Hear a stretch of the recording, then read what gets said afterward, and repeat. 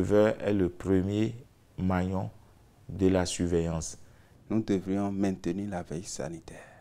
Les aviculteurs béninois sont dans l'inquiétude. Après l'épisode de 2007, le Bénin fait face à l'épidémie de grippe aviaire de cette année 2021.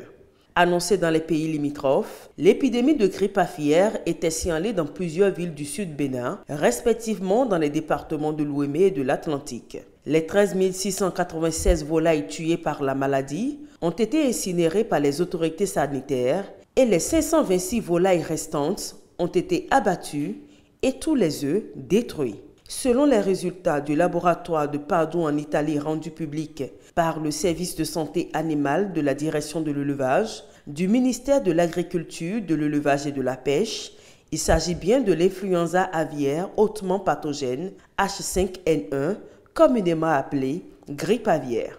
Un virus, quand ça pénètre dans un élevage, surtout souvent par de fausses manipulations ou un transfert du virus d'un élevage à un autre, à travers un certain nombre d'objets qu'on qualifie souvent de formites. Ça peut être un plateau, pas d'œuf, mais un plateau qui a été dans un élevage souillé ou un éleveur qui est parti sous ses bottes, il amène les fientes, etc. Donc voilà le mot de contamination. Et quand ça commence dans l'élevage, l'animal a quelques jours, 3, 4, 5 jours, comme on dit souvent, la phase d'infection.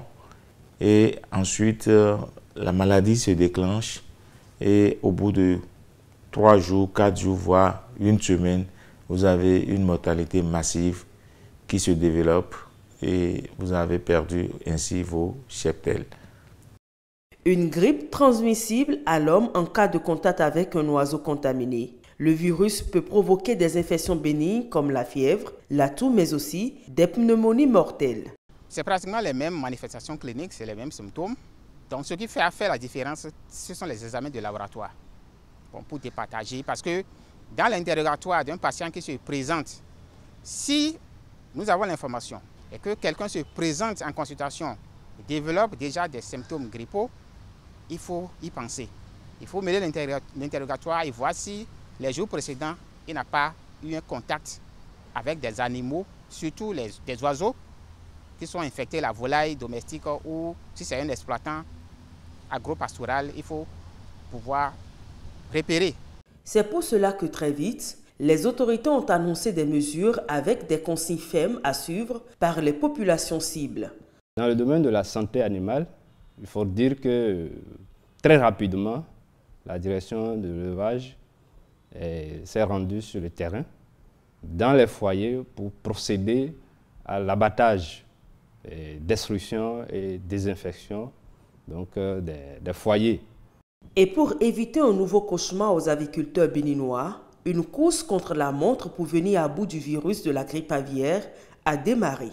Au Bénin, le département de l'Atlantique est le plus touché par la maladie, avec plusieurs foyers d'infection. Les premiers foyers ont été identifiés dans le département de l'Ouémé. Par la suite, c'est l'Atlantique. Et nous avions également eu quelques foyers dans le département du Mono. À la suite des enquêtes menées, et en prenant en compte les ménages des aviculteurs, nous avions dénombré une centaine d'exploitations avec en moyenne 100 000 têtes de volailles que nous pourrions considérer comme à risque. Des efforts ont été consentis suivant une approche stratégique. Un mois après, le bilan est satisfaisant. Non seulement la grippe a été circonscrite dans sa zone de survenue, mais sans faire assez de dégâts. Une surveillance épidémiologique plutôt réussie qui s'explique par une nouveauté dans le secteur de la santé, le projet REDICE, projet régional pour le renforcement des systèmes de surveillance des maladies au Bénin, placé sous la tutelle du secrétariat exécutif du CNLSTP. Ce projet a la spécificité d'être un projet donc, de préparation et de riposte aux urgences, notamment en termes d'épidémie. Et ça intervient sous plusieurs composantes, dont les plus essentielles pour nous c'est le renforcement des systèmes de surveillance, de détection et de riposte aux maladies, mais aussi de renforcement donc, de la capacité des laboratoires, le renforcement des ressources humaines et de préparation donc, aux épidémies, au cas d'urgence en termes d'épidémie. Préparer le pays à réagir en cas d'apparition d'épidémie, une responsabilité à double titre chez les hommes comme chez les animaux. Une nouveauté qui confère au projet Redissé des capacités aux avantages déjà concrets. Comme en matière de grippe aviaire et pour plusieurs d'autres maladies, la surveillance avec les principes de l'approche One Health s'avère efficace. Cette collaboration entre le projet Redissé et l'ADE date très longtemps. Le projet n'a pas attendu l'apparition des foyers d'influenza aviaire pour nous appuyer, que ce soit le renforcement des capacités des laboratoires vétérinaires et toutes les activités qui entrent dans l'opérationnalisation du concept d'une seule santé. Nous avions toujours bénéficié de l'appui, que ce soit financier, que ce soit technique ou même institutionnel du projet Redissé. Pour la grippe aviaire, non seulement cet appui technique mais également financier nous a permis de déployer une équipe d'enquête sur le terrain et de mener les investigations, ce qui va mieux nous permettre de retracer le parcours du virus pour mieux le contrôler. J'essaie cette occasion pour remercier le projet et par-dessus le CNLSTP pour l'appui. L'efficacité du projet Redissé, s'il tient à la qualité des hommes qui le pilotent, impacte dans sa gestion et dans sa prévention des crises grâce au travail de maîtrise de terrain.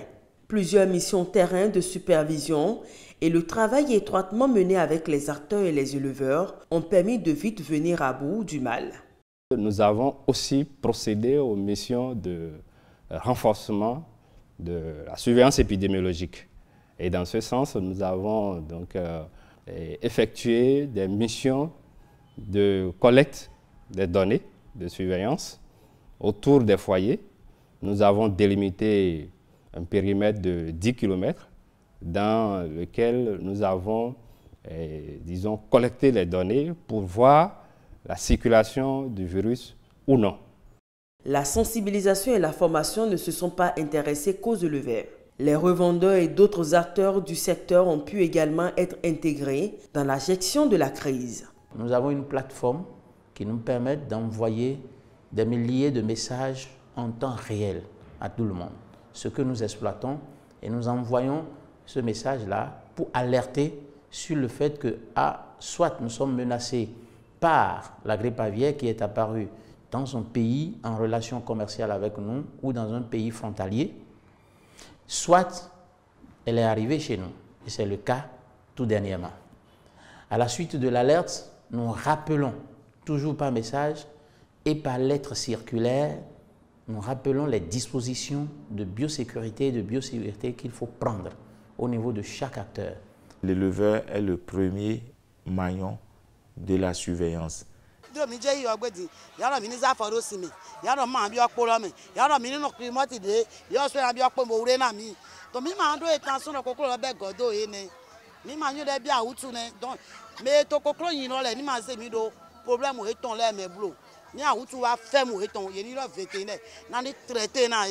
Donc c'est à lui de nous dire rapidement, voilà j'ai telle situation, comment je vais faire, ainsi de suite. Donc la vigilance et la sensibilisation et informer les services vétérinaires au bon moment. Nous aurions souhaité qu'un accompagnement soit accordé aux agriculteurs pour qu'ils n'aient pas peur d'abattre ces volailles, parce que la meilleure manière d'éteindre le foyer, c'est d'aller à l'abattage. La surveillance des épidémies, délicate mission pour le projet Redissé. Dans un pays où la santé reste un grand chantier, comment se consacrer à la vigilance épidémiologique sans être détourné de sa concentration? Quels mécanismes et modes opératoires pour cette veille? Le projet Redissé a répondu en réalité à la sollicitation donc, du ministre de l'Agriculture et de l'Élevage suite à la résurgence donc, de la grippe aviaire en août 2021. Et dans ce cadre, le projet a contribué à approfondir les enquêtes épidémiologiques, donc pour avoir une idée de l'ampleur de la crise afin d'identifier les mesures de réponse adéquates. Le projet a contribué aussi aux actions de surveillance épidémiologique, surveillance aussi bien active à travers le déploiement des laboratoires vétérinaires pour une surveillance active des cas. Le point culminant de l'intervention du projet, c'est la communication. À travers les actions de communication, le projet a contribué à porter la bonne information, donc aussi bien auprès des acteurs que de la population. Donc dans ce cadre, il y a eu des émissions radio, des émissions télévisées, des spots de sensibilisation, donc qui ont permis à travers que ce soit les réseaux sociaux ou bien les pages web de porter l'information à la population et aux cibles. Si l'État béninois assurait jusqu'ici la vigilance épidémiologique, le niveau et la qualité du travail semblent considérablement améliorés. Et c'est ce que attestent les hommes avertis du domaine. Le dispositif institutionnel actuel du MAEP nous permet d'être proches des marchés de volailles vivantes, mais également des élevages commerciaux, de telle enseigne que, à l'apparition des premiers foyers, il a été mis en place des équipes qui faisaient des descentes au niveau de ces marchés de vente de volailles vivantes, mais également au niveau des élevages commerciaux et familiaux de volailles. Nous devrions maintenir la veille sanitaire pour que les cas de recrudescence éventuelle soient rapidement signalés, pour que nous puissions circonscrire le mal. Remercier le gouvernement pour les moyens mis à disposition. Nous l'avons fait. Remercier une fois encore le projet Rédissé et tous les autres partenaires qui ont accompagné. Nous pensons qu'ensemble, nous pourrions vaincre ce mal. La grippe aviaire de ce mois d'août 2021 a permis de mettre en évidence le système de veille mis en place par l'État béninois. Un système qui va au-delà de la maladie aviaire. C'est tout un mécanisme préventif dont les preuves de l'efficacité s'accumulent au fil du déroulement du projet Rédissé.